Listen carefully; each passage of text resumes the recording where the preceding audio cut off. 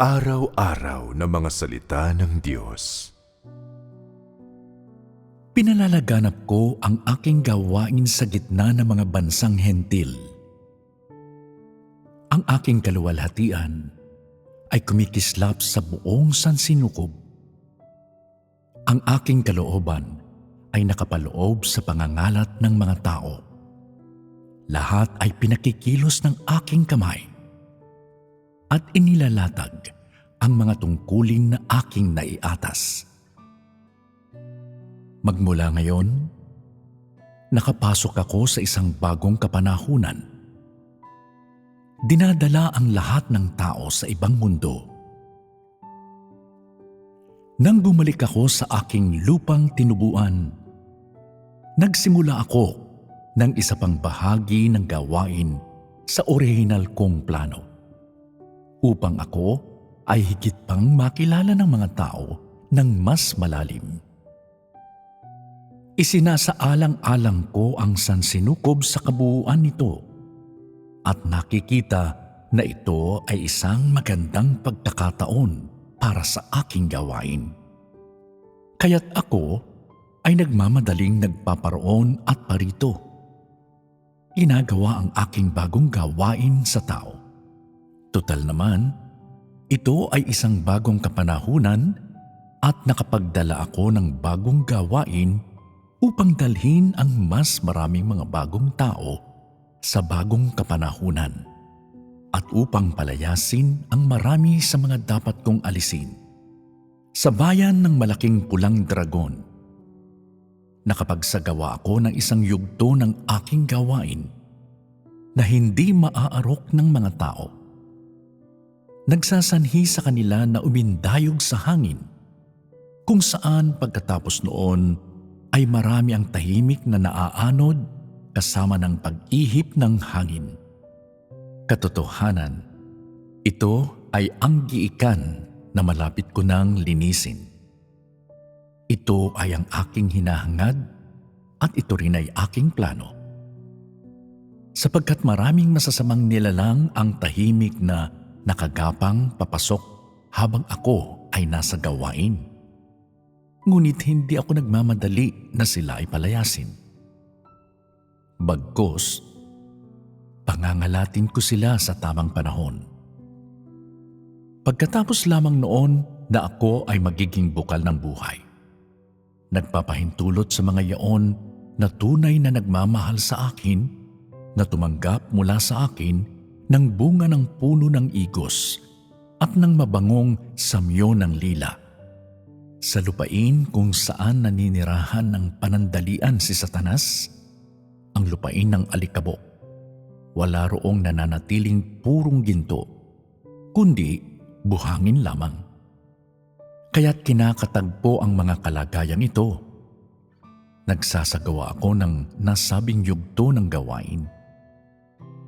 Dapat mong malaman na ang aking tinatamo ay puro, pinong ginto, hindi buhangin. Paanong mananatili ang mga masasama sa aking bahay? Paano kung pahihintulutan ng mga soro na maging mga dapo sa aking paraiso? Gumagamit ako ng bawat maiisip na paraan upang ang mga bagay na ito ay mapaalis. Bago mabunyag ang aking kalooban, walang sino man ang nakakamalay kung ano ang aking gagawin. Kinukuha ang oportunidad na ito, pinalalayas ko yaong mga masasama at napipilitan silang iwan ang aking presensya. Ito ang aking ginagawa sa mga masama. Ngunit magkakaroon pa rin ng araw para sa kanila na maghandog ng kanilang serbisyo para sa akin. Ang pagnanasa ng tao para sa mga pagpapala ay malabis. Sa gayon, ay ibinabaling ko ang aking katawan at ipinakikita ang aking maluwalhating mukha sa mga bayang hentil upang ang mga tao ay makapanirahan sa isang mundo nang sila lamang at hatulan ang kanilang mga sarili habang patuloy kong winiwika ang mga salita na dapat kong sabihin at tinutustusan ang mga tao ng kanilang pangangailangan. Kapag ang mga tao ay natauhan na, matagal ko nang napalaganap ang aking gawain. Ipahahayag ko pagkatapos ang aking kalooban sa mga tao at sisimula ng pangalawang bahagi ng aking gawain sa tao. Hinahayaan ng lahat ng tao na sundan ako ng malapitan upang makiisa sa aking gawain at hinahayaan ng mga tao na gawin ang lahat sa abot ng kanilang makakaya upang isakatuparang kasama ko ang gawaing marapat kong gawin.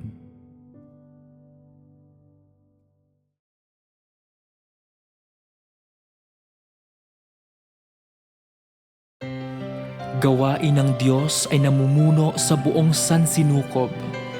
Bukod pa roon, kidlat ay kumikislap mula silangan pakanluran.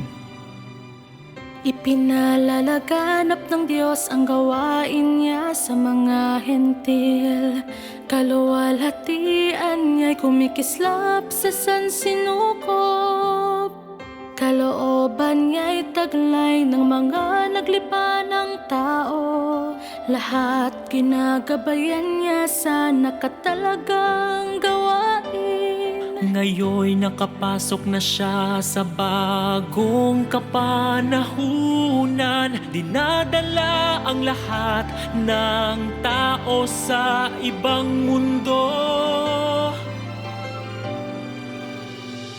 Ito'y bagong panahon nga naman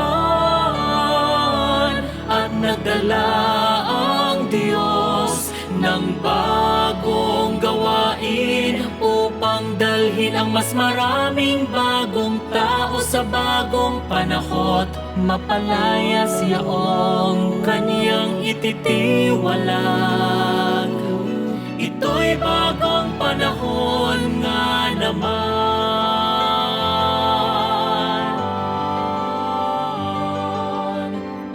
Nang bumalik ang Diyos sa kanyang tinubuang lupa, sinimulan niyang isa pang parte ng kanyang plano upang mas makilala siya ng tao.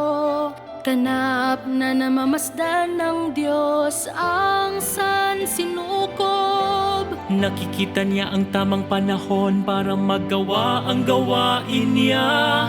Pumaparito't pumaparoon siya, ginagawang bago niyang gawain sa tao.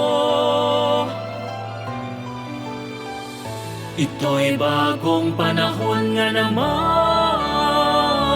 at nagdala ang Diyos ng bagong gawain upang dalhin ang mas maraming bagong tao sa bagong panahon. Mapalaya siyaong kaniyang ititiwalag. Ito'y bagong panahon nga naman.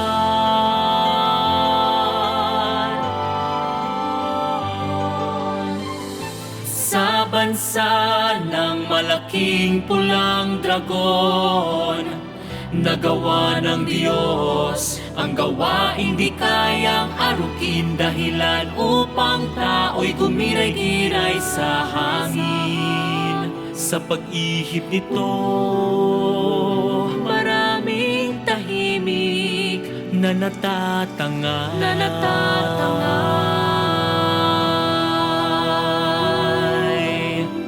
Ito ang giika na lilinisin ng Diyos. Itong plano niya, ang kinasasabikan niya. Ito'y bagong panahon nga naman at nagdala ang Diyos ng bagong gawain upang dalhin ang mas maraming bagong tao sa bagong panahon. Mapalaya siyaong kaniyang ititiwalag. Ito'y bagong panahon nga